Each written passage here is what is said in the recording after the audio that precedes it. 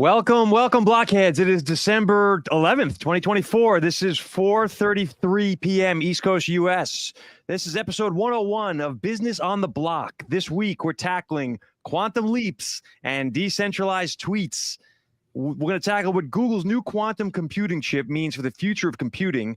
We'll ask whether Bluesky could be the social platform that finally shakes up the status quo. And we're going to talk about how X is aiming to become a new AI hub. We'll explain all of that right now. Business on the Block is your weekly insight into the cutting edge of technology, AI, and blockchain. And I am joined, as always, by my lovely co-host, Michelle Peterson-Clark. Hi, everyone. And Mike Neubauer. Good afternoon. I'm taking us directly into story number one. Google has introduced a quantum computing chip this week called Willow. This chip can calculate in 5 minutes what today's supercomputers would need 10 septillion years to do. For context, that is older than the age of the universe.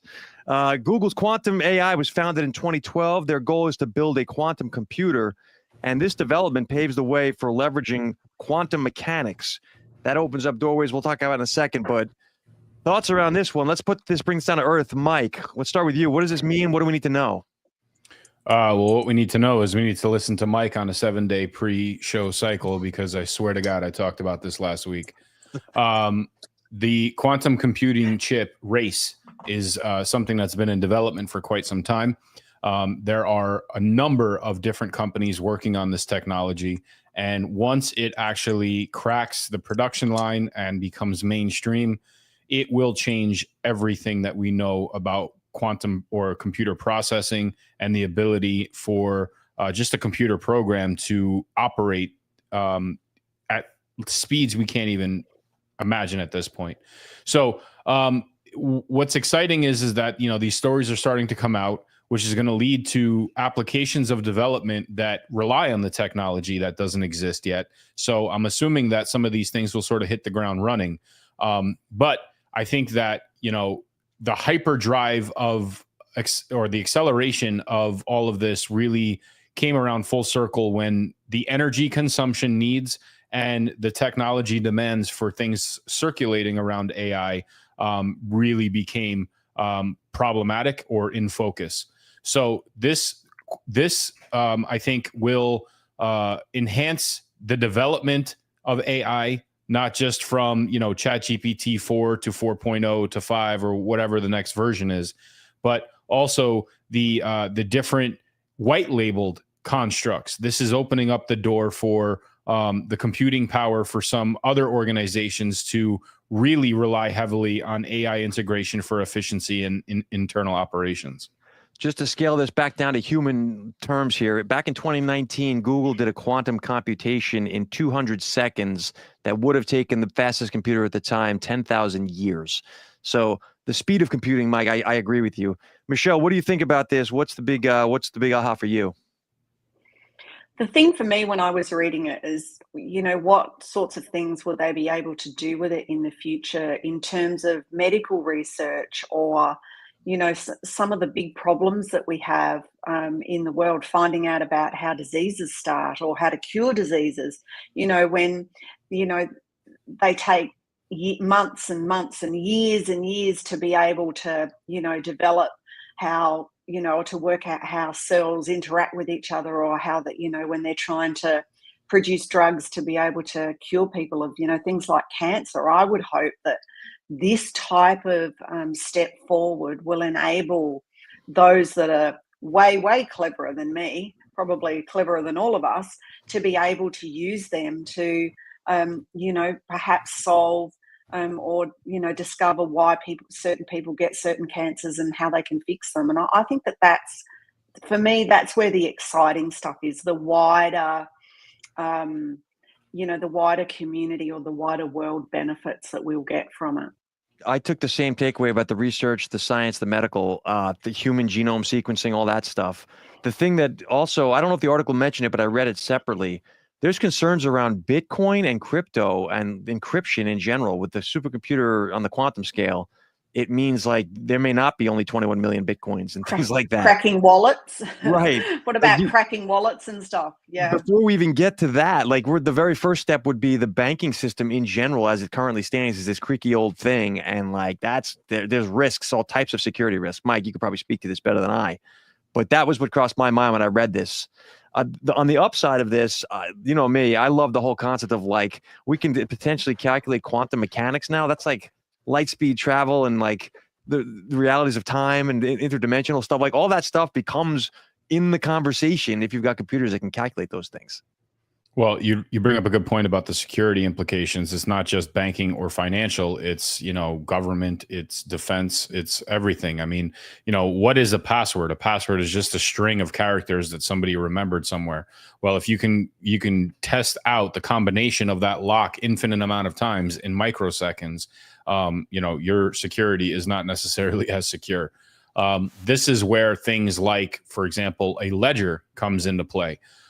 Where it's essentially an extra safeguard in the form of a key. Now, we all know, or at least on this show, followers and ourselves, we understand on what it really takes to set up a wallet. The past phrase, all of these different random strings of words that are thrown together. If you attempt them X amount of times, then it sort of locks itself.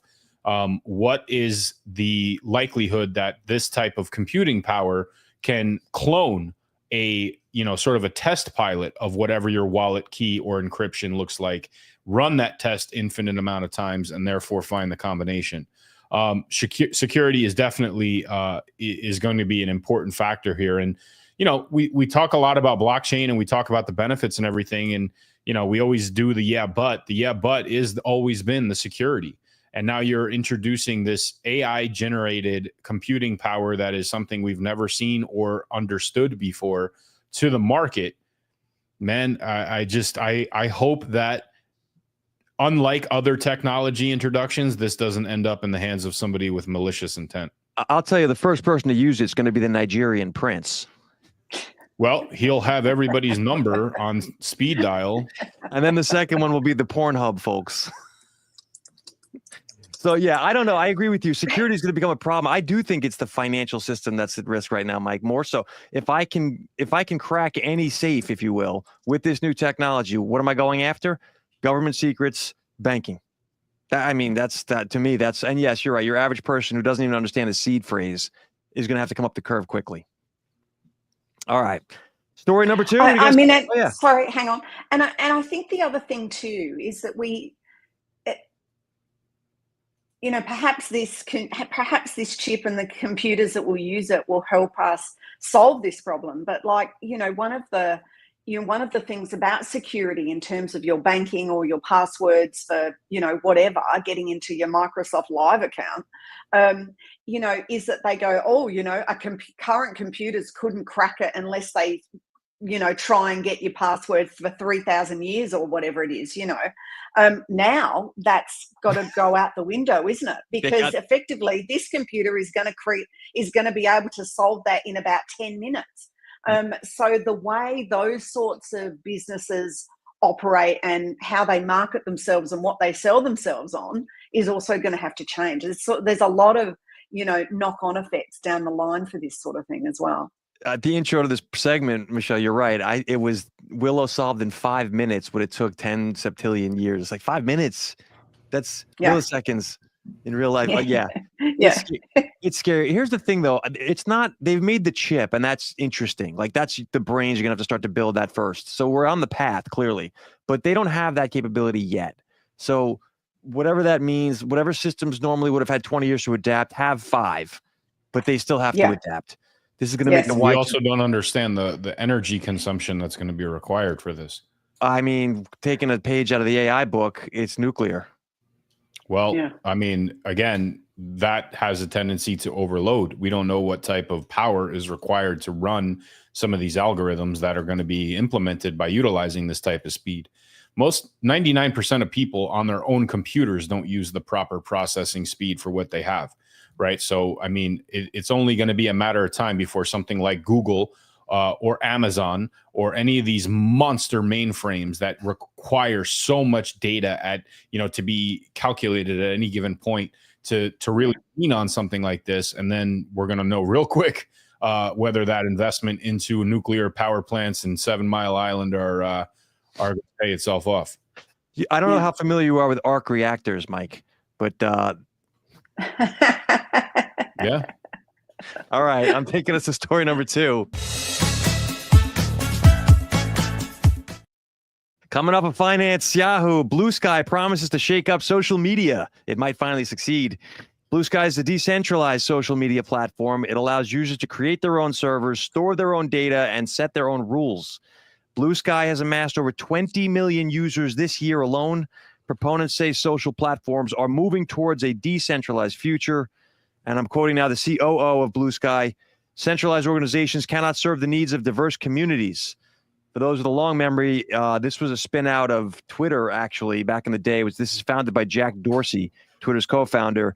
And his concept back in 2019 was to create an open and decentralized protocol for social. So, Michelle, this is closer to your world. Thoughts on this? What do we know about Bluesky? What do we think about it?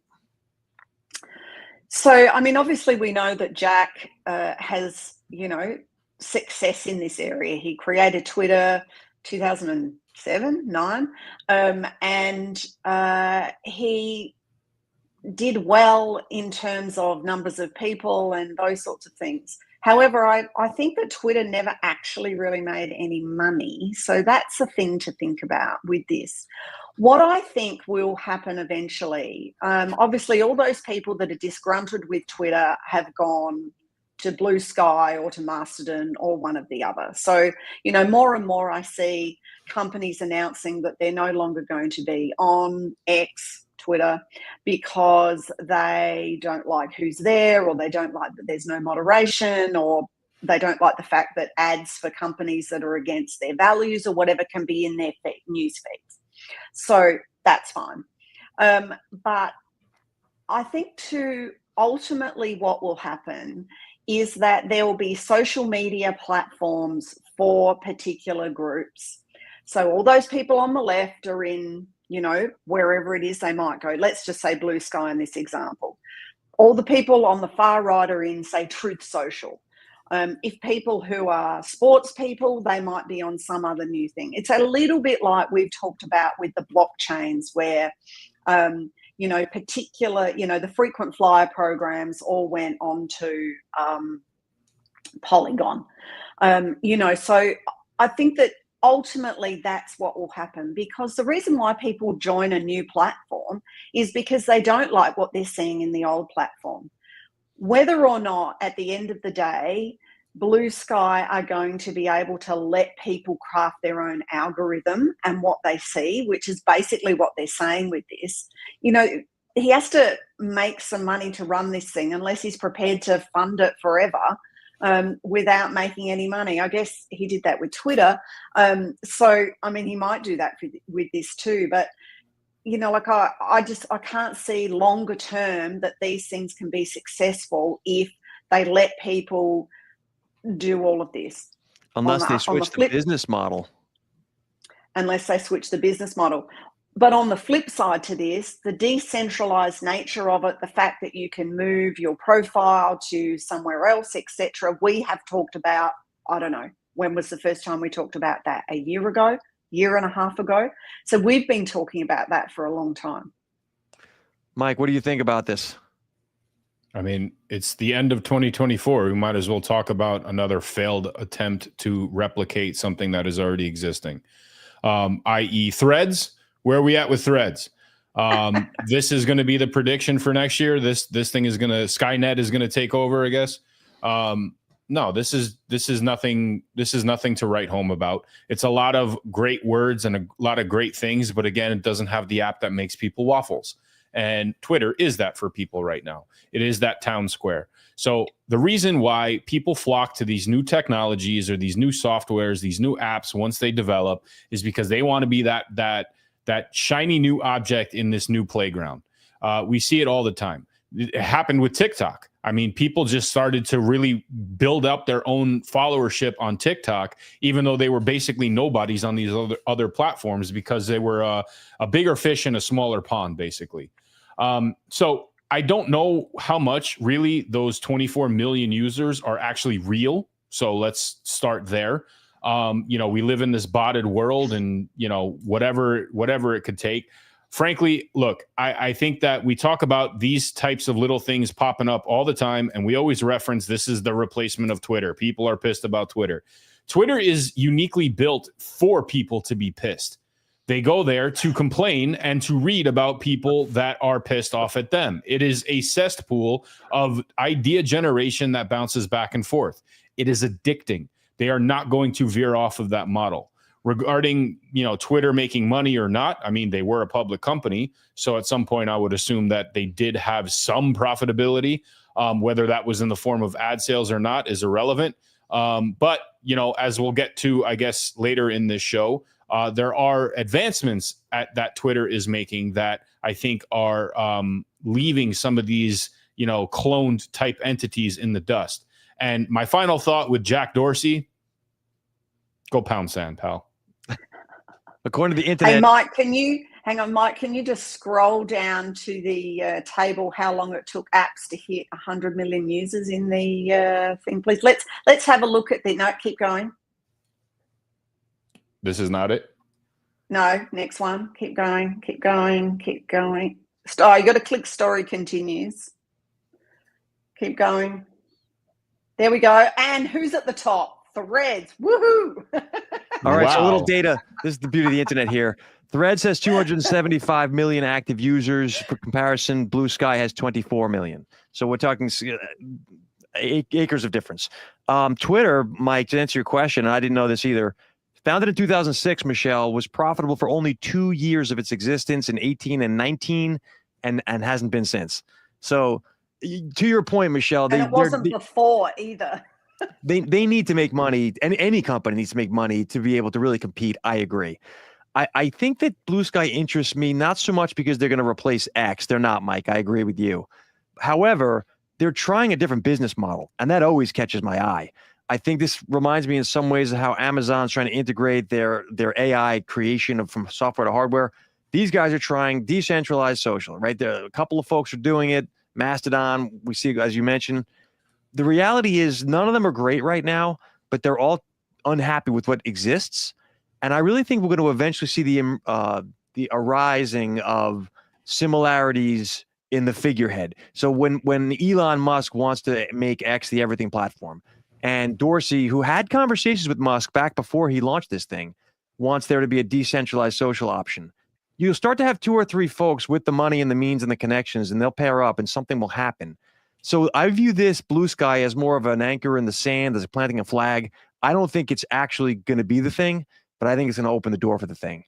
We'll see. I like the concept, though, that they're doing it.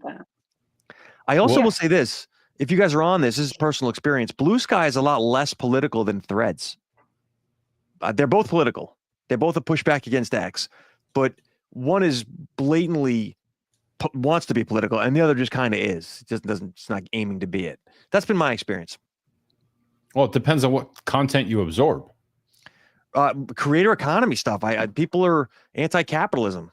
Well, that gets eyeballs, right? Like that's clickbait, right? So I mean, if you spend the next 3 months searching nothing but puppies, you're going to get puppies fed to you on whatever platform you're involved algorithms. But actually, to that point, Mike, that's what Bluesky is trying to get away from. They don't want the algorithm to determine what you see. They want your social circles to determine, like it used to be. Yeah. Well, I mean, again, that'd be nice, but I don't see how that's even entertaining anymore.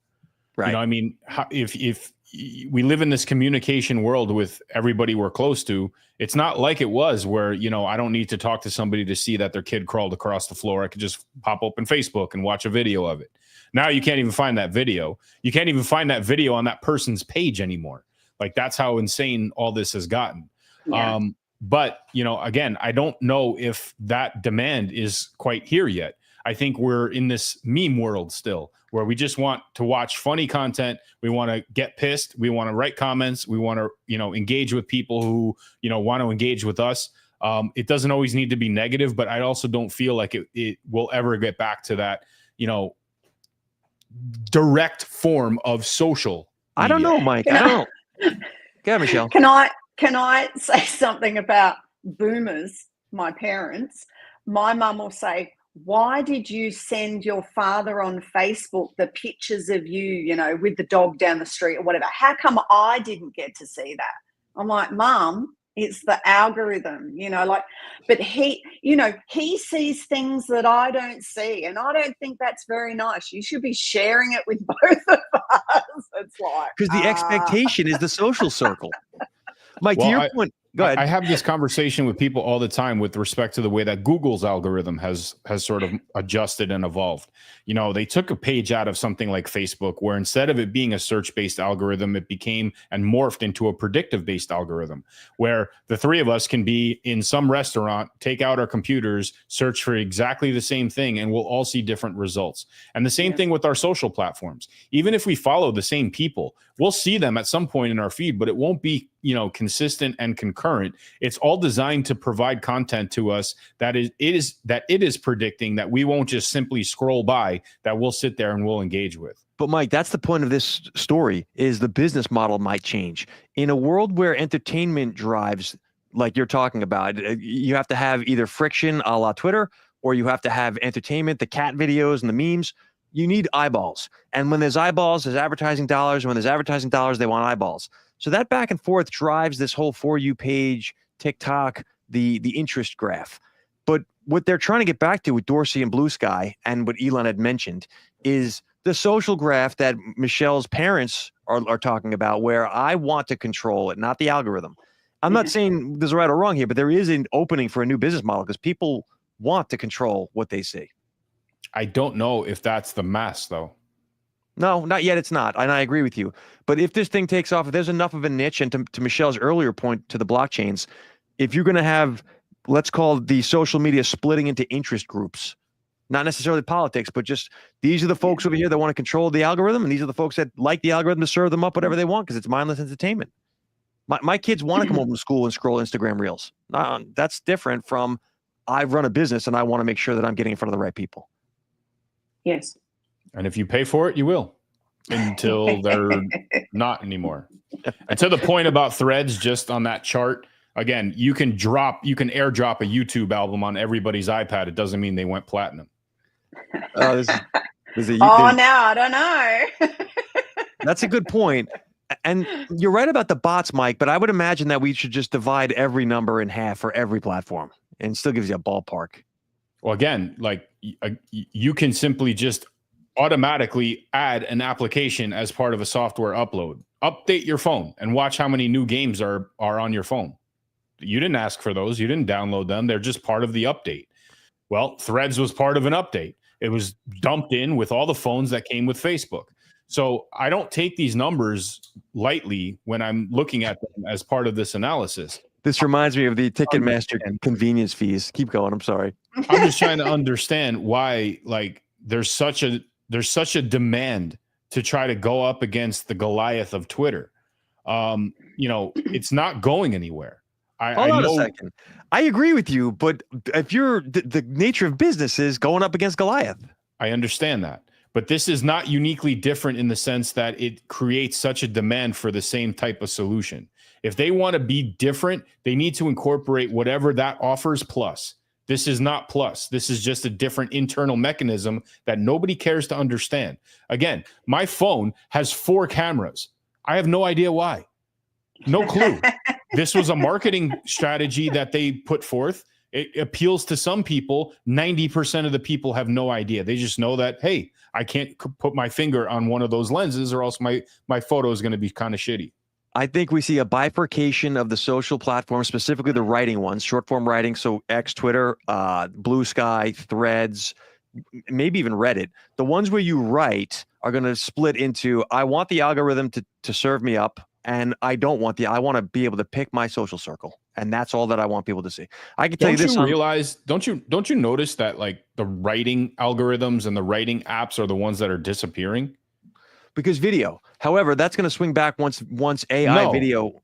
It's all because of attention span. you can absorb infinitely more content watching something like Instagram than reading something on Facebook. Yeah. Substack's fills that void somewhat now, though. Yes, for people who want to absorb that long form content, but that's not a social media type of engagement anymore. Nobody's going to sit there and read somebody's Facebook post that's 9 miles long like they used to. I don't know that I agree, Mike. I think there's short form people, whether it's written or video, and I think there's long form people. There are still people today that scale is very tilted in one direction. Probably, but there are folks who sit down and read a book, like a book. Yes, but they're not scrolling through Facebook or Bluesky to do that. Right. There are different strokes for different folks. What I'm getting at, I think there's a niche enough for that you can have. You're right. It's not going to unseat Twitter, X. I agree with you, but it's not going to go away. Well, again, it's really just going to be a different playground for less people. There's going to be bigger fish in there that have their claim to fame, just like Threads, just like TikTok did at the very beginning. And ultimately, look, why did TikTok grow? Because it's not written format, right? Like the whole point of that is image recognition algorithms. TikTok grew because they invented the For You algo concept of we're going to show it to people that aren't in your social circle. They were the first to do that. That's not true. Yeah, so when Facebook came out 20 years ago and LinkedIn, all these guys and the originals, it was only if you weren't connected to them, you couldn't see their content. You never saw stuff. Yeah, I understand that. But now you have TikTok shows the world that, hey, we're going to show it to anybody with that hashtag. Didn't matter if you're in this. They didn't care about you. Your follower. That was Twitter, man. Twitter was, I don't know. I'm not going to speak out of school. I think that Twitter was a version of that showed the whole thing was hashtags. The whole thing at the beginning was hashtag NBA basketball. Then you got all that content. So then TikTok applied it to video. I get it. Correct. That's the image concept that I'm talking about. So they took the video and the image recognition algorithms and shifted that into the feed. And that's what makes it so dangerous, right? We can sit there and we can analyze an algorithm by textual based content. TikTok figured out how to do it with visual based content. So some idiot could be dancing in the supermarket, but all the content behind is being absorbed by TikTok and funneled to people based around the information that it's gathering from the entire screen, not just what's happening in the foreground. You'll remember this, Mike, and it doesn't happen anymore, but TikTok used to be driven by the musical choice as well. Yes. And that was what dictated what songs were hot, what songs were not. Like there was all those, I'm sure it still is like that. Not to the same degree if you read the reviews. Yes. But again, the concept of creating that content in a random place, utilizing the same content in the audio format is what generated the interest levels. Some dude skateboarding down, drinking an ocean spray, right? Like why? Who cares? He's famous now. It's a great song. Somebody cares. I love that Fleetwood Mac song. It had a revival. Yeah. So again, I think more so on the short form side of things, when you're talking about mass, nothing is going to compare to what TikTok or Twitter has already built. Facebook can't even catch up, and they're one of the bigger boys out there. They tried with Threads. So you're going to tell me idiot Jack Dorsey is going to figure it out? I don't think so. Facebook in my mind. Go ahead. I'm sorry, Michelle. No, I was going to say that I was dished up by Spotify, liked it and added it to a playlist, a particular song, Beautiful Things by Benson Boone. Anyway, I was playing it and I said to Josh, have you heard this song before? And he's like, no. And then it gets to the chorus bit and he goes, oh yeah, that's all over Instagram. Everyone uses that on their reels now. And that's how we knew the song from the 13 seconds or whatever bit that people use on Instagram. So yeah. But that's nothing new. I mean, I remember as a kid walking into a department store and hearing a song and not knowing it, and then going back and hearing it on the radio, and it's like, oh, that's the song from that store, right? It was just a different marketplace, literally. Now Instagram's the store. I'm very proud of my oldest son. When he was 8 years old, came into me and asked if I'd ever heard of a band called Pink Floyd. I'm like, I've heard of them. A little bit. All right, I'm taking this to story number 3. A few times. AI image generator launches on X. X is announcing that Aurora image generator developed by XAI is now available through their Grok. This tool integrates with the Grok chatbot, allowing users to create detailed photorealistic images directly from text. So Musk had emphasized Aurora's role in transforming X into a hub for AI innovation. he is trying to play catch up, as you know, with OpenAI. I think there's a little bit of a personal gripe there. That's not in the article. What thoughts on that one? I guess, Mike, we'll start with you. What do you think about the AI image generator from X? Does it matter? Is this going to be a game changer? Is this thing an AI hub? No, it's a copycat. Facebook did it with WhatsApp, right? I mean, this is nothing different from things that Discord have integrated as well. I mean, this is just nothing. This is nothing more than, again, we cannot have this train leave the station without us. And if we have the ability to integrate this, whether it's perfected or not, then, great. It'll just link up with everything else that we're trying to accomplish and do here. As far as the WhatsApp version, it's very poor, right? It's almost comic book like. It's very difficult to generate actual lifelike looking images. My question is, and relating this back to the previous stories, what exactly does this do relative to the algorithm around your search input, right? If you start searching for random things to generate image recognition software, does that now fine tune what your feed ultimately looks like? 100%. Okay. So if I start generating black George Washingtons all over the place, what is my feed going to look like? To be clear, he was black, but keep going. Okay. Well, according to Gemini, he was. So, Michelle, what do you think about this AI image generator launching on X? Is it a nothing burger like Mike says? One of the things I'm finding interesting is that I agree with Mike that, the AI train isn't going to leave without us. And, like not long ago, Elon was positioning X to be the everything app. And we thought banking, payments was and blockchain was where he was going to go. And just like everybody else in the entire universe, he's jumped on we've got to have an AI thing as well. And as Mike says, it's no different. Like, I mean, if you've got a subscription already to Midjourney or, any of the others, why would you necessarily start asking Grok to generate images for you when you've, been using something else for a year or a year and a half and, have got that fine-tuned to produce or give to you exactly what you want? Mike, which is the story on that? The screen hasn't got that story, I don't think. Oh, I don't know. These are Marc's links. So here's my thoughts on it, not my links on the story. I think, to your point, Michelle, I'm going to argue that had OpenAI gotten rid of Sam successfully and actually been open source and actually been a nonprofit and was what Elon had originally if that had stayed as it should have been, I would bet you that the X would be the everything app right now and Elon would have blockchain payments. I think he got derailed with that concept when it became clear that Sam was taking this thing into Microsoft's arms. And so I love that. I know it sucks, Mike. You're right. I love that Elon is in the running because it does not suck that I'm right. No. I want someone to keep these. Yes, it does. It sucks that you are correctly assessing that this thing is an inferior product out there. Like Sora just came out and blew the doors off everybody, and this thing's not going to hold a candle to that. That's not my point. My point is you need an Elon Musk with his inferior product to keep them honest, right? When I was on Wall Street and you could choose between Goldman or Morgan, and every hedge fund knew that either one was going to rip you off. If I came from some small little broker dealer who was competing for the business, I wasn't going to do a better job than Goldman, but they wanted me there because the hedge fund knew I'd keep the other guys honest. So I feel like Elon and the Grok thing, like if this thing works, great. If he can tag along behind them as the tail on the elephant, I'm all right with that. I think it's going to be better for us in the long run. Well, he also paves the way for licensing a better technology in the future. How so? So, well, if somebody develops a better version of what he's creating with X that integrates directly within X, all he has to do is license that and say, to hell with the one that I tried to build. This one's better. Yeah, I agree with you. I think that's exactly what will happen, don't you? Yeah. And he's looking for that type of thing. He can't be that that company from Wall-E that just does everything for everything, right? Like there's just not enough.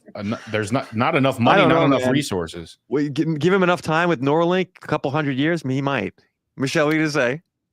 I don't know. With the quantum chip, who knows how far he can go. I was just going to say that. Yeah, I mean, I agree with Mike. Shockingly. Stories. So there are two stories in a row you agree with Mike. Threads, we've agreed with everything. I'm thinking there's been an alien abduction here, Mike. Did Michelle just agree with you on two consistent occasions here? I'll convince her on Threads at some point. Must have to do with the ozone layer down here in Australia basking on my head or something. Go ahead. I want to hear your thoughts on this. What? I've completely lost my train of thought. X and the whole like X image generator, it's an inferior product. I think it's going to be open the door, as you say, Mike, for someone to license down the road. Michelle, I think you're right. In time, this becomes something interesting, but for right now, One of the things that I'll say because I think love's too strong a word, Elon Musk for, is that he does push other people by doing things like this. So he's created something that isn't as good, but hasn't been embarrassed about doing that. A lot of people would go, oh, well, it's not perfect. It's not better than, say, Midjourney or, whatever the leader in this field. Therefore, we won't put it out. He's gone, stuff that. We need something. Yeah, it's not better, but let's put it out there and see what happens. And if someone, as Mike says, uses that as a stepping stone because it's open source to create something that's better, that's really good, they do a deal with him or whatever, and he'll take that on board. And I think that's one of the really good things about him and the way he does business, even though he's a complete loony tune. He's not afraid to crash a bunch of rockets to be able to catch one with some chopsticks. Yeah. Two things about Musk that I love these two stories. Number one was, you guys may know, Mike, he made a video montage. He made it of all his crashes and failures with that thing, comedically releasing it, saying this has been a horrendous run. But it's not it's not comedy, man. I mean, if you talk to anybody in science, you have to fail in order to understand your limits. No CEO like puts 10,000 times. No CEO puts out a fail reel of their company. No. Number two, though, and this is even better, you will remember when he was on stage introducing the Cybertruck, broke the windows. Remember this? It failed. The following week, his company, they put out a T-shirt for $45 of just a picture of him on stage with the broken window behind it, doing this like. They were like, he said like it was embarrassing, so I may as well make money from it. Yeah, I was going to say, how many units did they move? Oh, amazing. Both the car and the T-shirt. But I think that also humanizes the situation, right? I mean, even for small businesses go through ups and downs and they have failures too. So seeing one of these Goliaths go through that and actually owning it, not just trying to mask it and pretend that they didn't fail, that's important. And I think that's what gains a lot of respect. And I think this is just the next evolution of that. You're 100% right, Michelle. So I agree with you too. The where this ends up from, an AI integration, I don't know if it'll go beyond. I don't know if it'll go beyond images. I mean, you can't keep agreeing with Michelle. It's concerning me. Something is up. I did it once. Hey. When you've got kids, one in a row is a pattern, let me tell you. Oh, yes, it is. All right, I want to get the Good.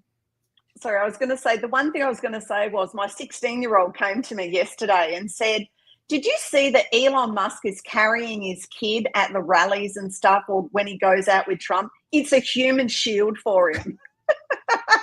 He's got so many of them.